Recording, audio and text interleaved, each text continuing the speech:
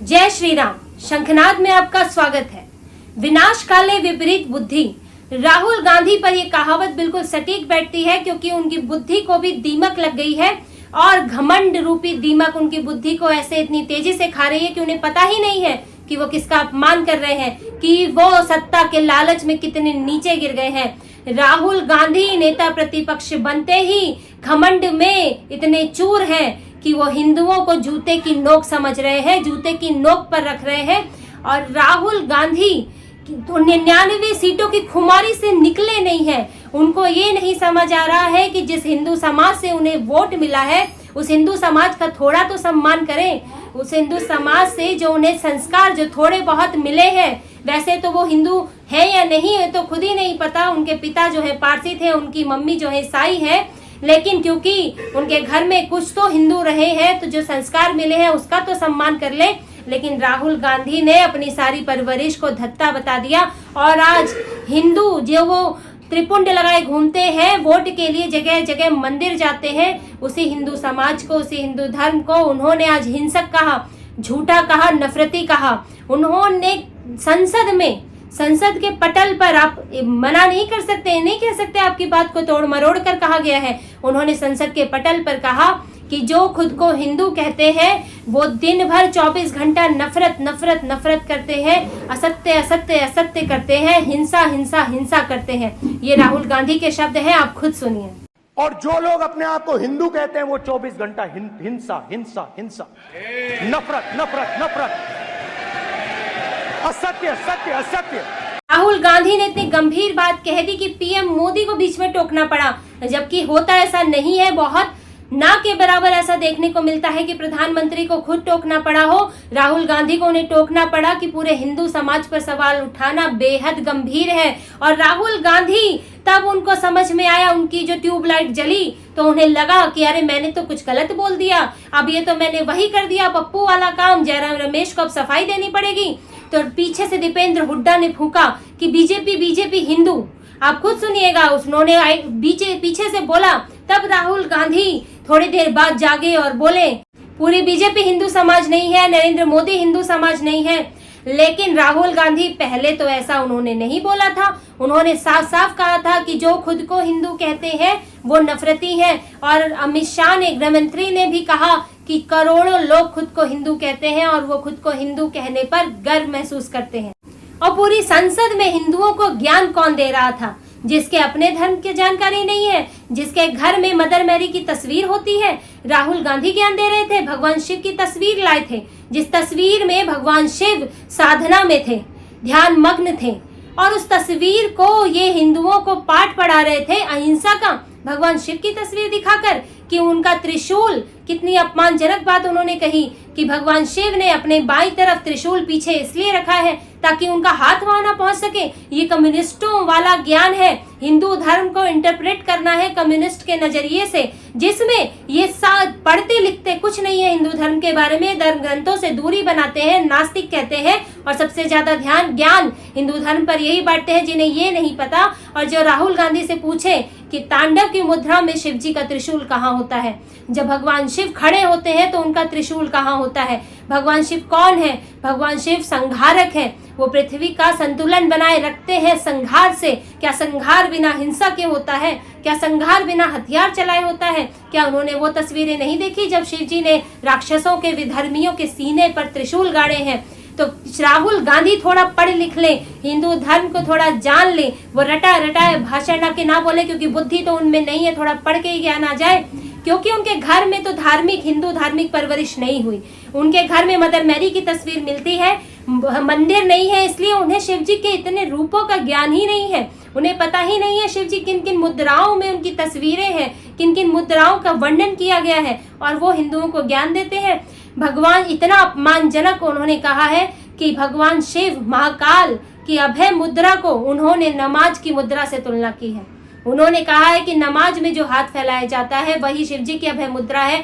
आप इस तुलना को देखिए, क्या ये मोहम्मद, पैगंबर मोहम्मद की, क्या ये अल्लाह की तुलना इस तरह किसी और से कर सकते हैं? क्या इनकी हिम्मत होगी ये तुलना करने की? और ये भगवान शिव की तस्वीर लेकर आ गए, क्या इनकी हिम्मत है कि ये इस्लाम से जुड़ी कोई तस्वीर वहां लेकर आ जाए। नहीं, क्योंकि इनका गला ही कट जाएगा, इनको वोट भी नहीं, वोट तो छोड़ दीजिए, गला ही नहीं रहेगा। ये राहुल गांधी के हाल है और ये हिंदुओं को हिंसा पर ज्ञान देते हैं। ये खुद बताए राहुल गांधी, हिंदू अहिंसक है। अगर हिंदू अहिंसक है तो कन्हैया लाल का गला किसने काटा? राजस्थान में उनकी सरकार में कन्हैया लाल को मौत के घाट क्या हिंदुओं ने उतारा था? नुपुर शर्मा को जान से मारने की धमकी क्या हिंदू दे रहे थे?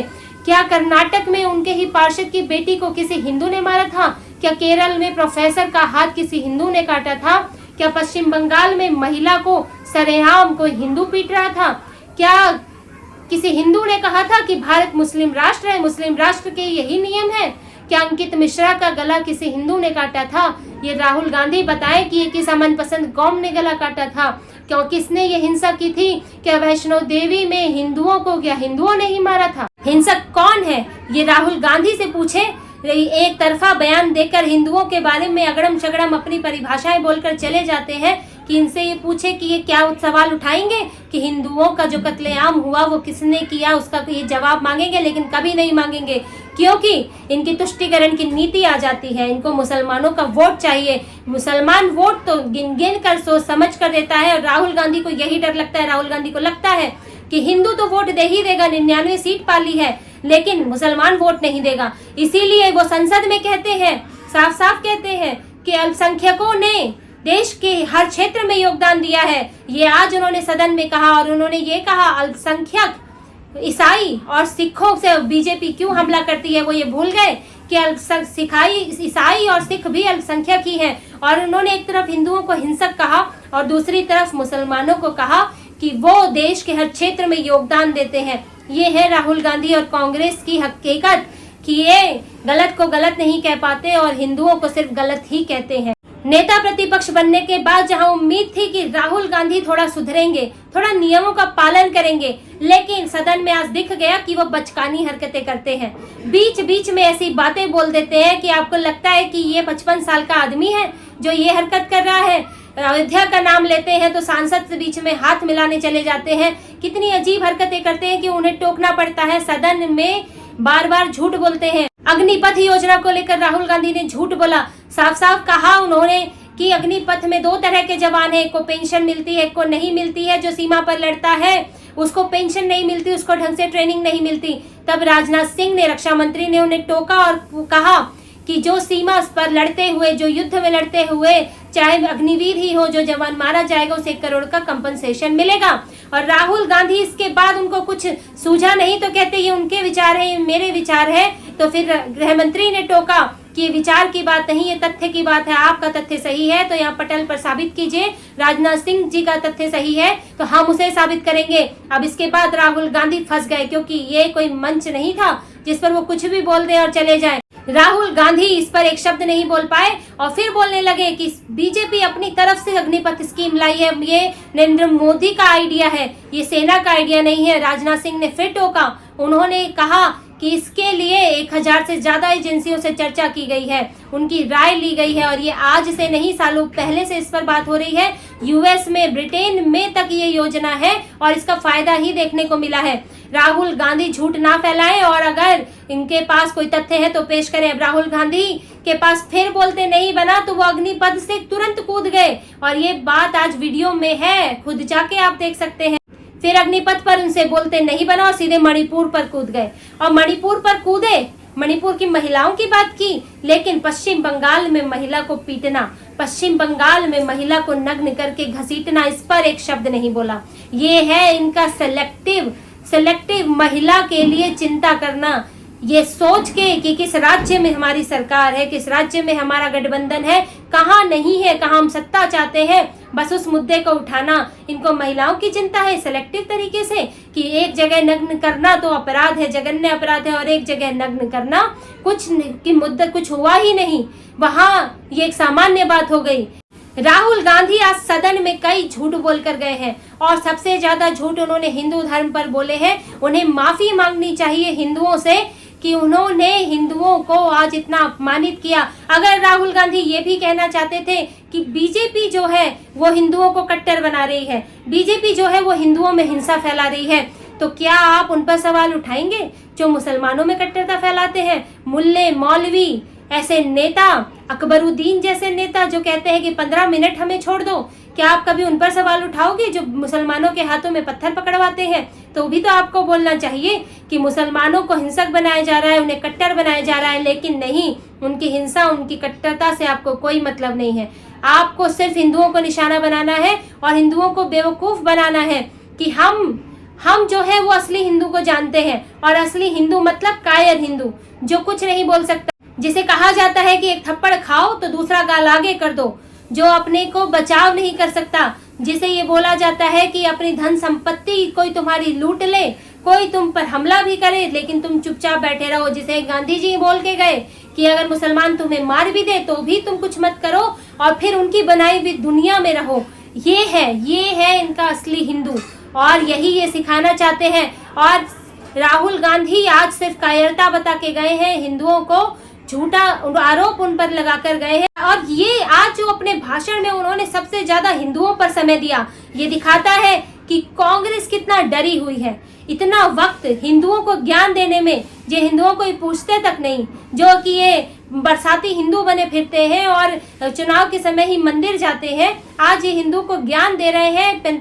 आधा घंटा इन्होंने ज्ञान दिया है, इसलिए क्योंकि इन्हें लगता है कि 99 सीटों पर सिमटे, क्योंकि हिंदू बीजेपी के साथ है, क्योंकि हिंदू आस लगाए बैठा है बीजेपी से, बीजेपी की तरफ देख रहा है। उसे लगता है कि उसके मुद्दे भाजपा उठाएगी, उसे ये लगता है कि उसके अस्तित्व पर संकट है, और वो संकट जो है कांग्रेस दूर नहीं कर सकती।